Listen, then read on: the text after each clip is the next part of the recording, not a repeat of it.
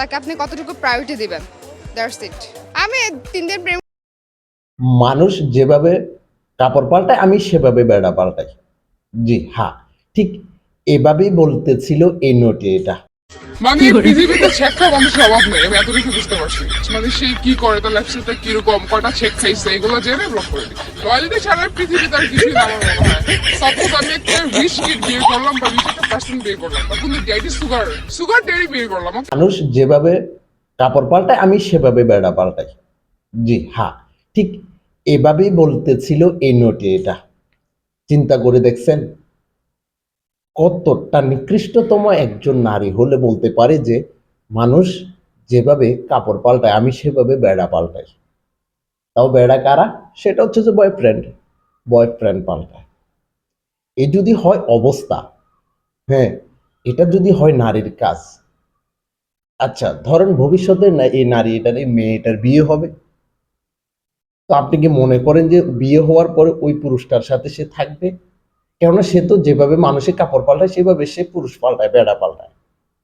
তো সে তো বিয়ে হওয়ার পরে বলবে যে আমি তো তোরে বেশি দিন খাবো না, আমি আরেকটা খাবো।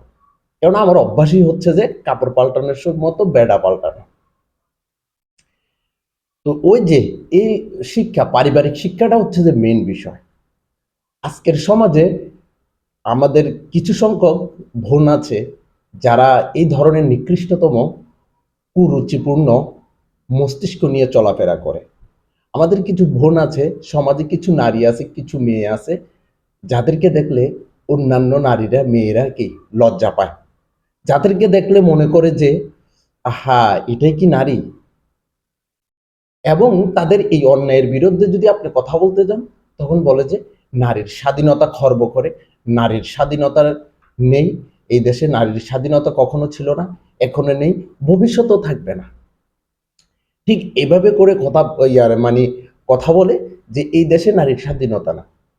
এই যে এই নিকৃষ্টতম মেয়েগুলোর জন্য আজকে আমাদের সমাজের ভালো ভালো মেয়েগুলো পর্যন্ত কটাক্ষর শিকার হয়। কয়েকটা নিকৃষ্ট মেয়ের জন্য ভালো ভালো মেয়েদেরকে যারা কটাক্ষ করে তাদেরও মস্তিষ্ক পচনশীল হয়ে গেছে, তাদের মস্তিষ্ক পচেই গেছে।